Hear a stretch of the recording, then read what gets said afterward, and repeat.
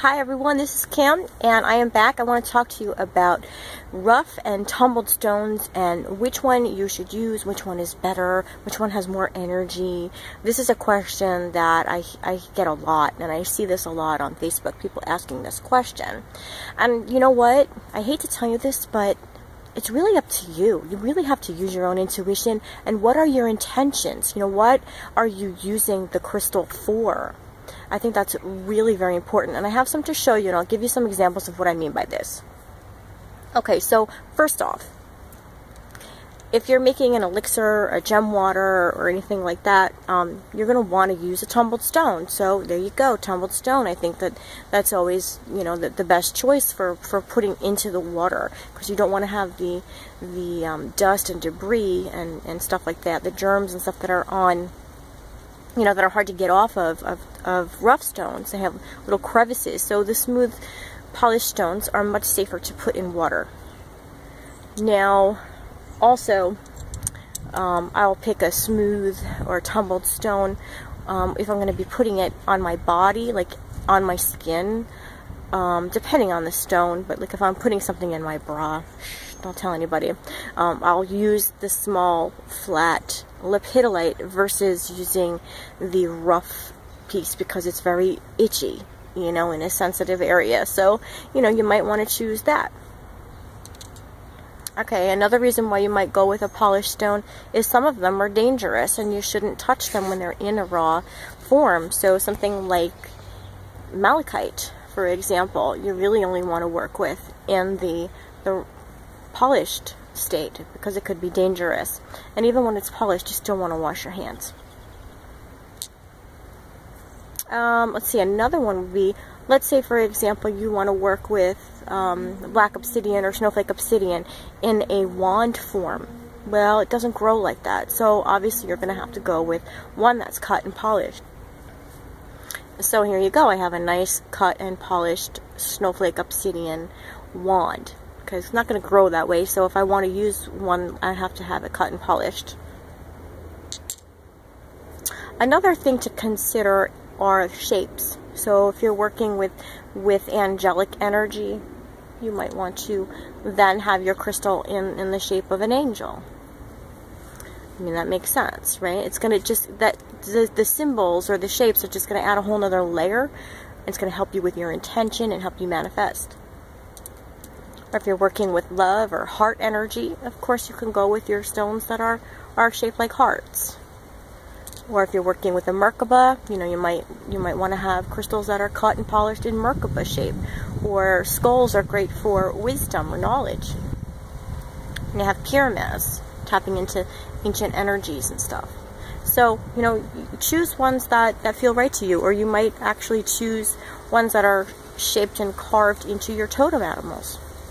Right? So there's all kinds of different reasons why you want to have different shapes and styles and points and natural and rough and all that. Also, arrowheads. You know, arrowheads, they don't grow like this, but they're great to have because you can use them for cutting. They represent cutting. And then you have natural ones, which are great for grids. So you might have a nice druze or a cluster that you use in your crystal grid. Another one that, like for example, you're not going to find it in this natural shape, this doesn't come like this, is like a Vogel wand. It has a certain cut, and it's cut in a certain way with certain dimensions. Look up Marcel Vogel and some of his research. Of course, it doesn't grow like this, so you know you want to get it in this format because it has various properties just by the way that it's shaped and cut. And then you'll also have, you know, natural points, which are really, really great to use. Another one you might consider using would be a cabochon, which is cut and polished, and it's like a flat, like oval-like shape, or they come in different shapes as well. But these are great to actually put on the body, and they lay flat, or they could be put in jewelry. And jewelry, that's another great way to wear crystals. And then you have your rough pieces. Oh, it's noisy here today. Did you hear that? You have your rough crystals, which are great for pretty much anything. If you're making your grids, for meditation, for body layouts, to lay around the body, to lay on the body. It all depends on, you know, what you're looking to do. So I think that there are just many different kinds of crystals, many different shapes. Some just don't naturally grow in the form that you want, so you have to get a cut and polished one. Now, do I think that natural crystals in their rough format have more energy than those that are cut and polished? I think that the vibration, the frequency is the same. But I do feel that the rough ones emit a stronger energy, at least one that we can feel. You know, it's subtle energy to begin with. And then when you start tumbling it and cutting it and stuff, I think that we lose some of the ability to feel it. I think the energy is absolutely still there. We just don't sense it as much. I most definitely sense energy of crystals, more so in the natural form than I do anything that's cut and polished. There's no doubt about that in my mind, that I sense it more. I don't know if it actually is different. I just feel it differently. And there is a friend of mine, her son did a test on this, and he tested the millivolts of the direct current, the DC of the crystal. It's a really, really interesting video, and he shows that the rough part of the quartz crystal actually emits more DC, more millivolt than the point, you know, the smooth part of the crystal. So there's something to be said about that. This is just your quartz crystal not doing a thing. It's just sitting here. I did pour a little bit of water on it just because I wanted to clean it up a little bit. Now, if you notice, the quartz crystal here, the probes are set on the rough side of the crystal, not on the smooth side where the cutting stone, the cutting blade cut it, or how it grew. I'm not quite sure on that, and I'll tell you why.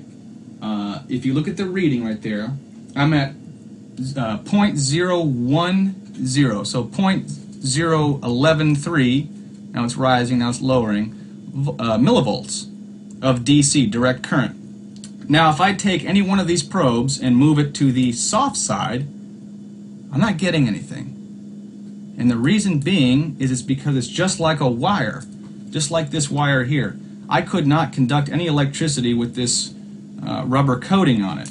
I'll have to take off and rough this up till I can get to the heart of it, which is right here, and I can get better readings. And I've noticed the more I move it around, I'm getting a negative symbol. So that means there's a positive and there's a negative side to some of these crystals, which is kind of interesting. There's a little bit of science there to back up what I'm talking about on how I feel about it. But like I said, I do think the energy is still there. It just feels differently. It feels much, much more subtle. So I hope that I answered that question. If you have any other questions or comments, let me know what your experiences are. And as always, guys, have a blessed day.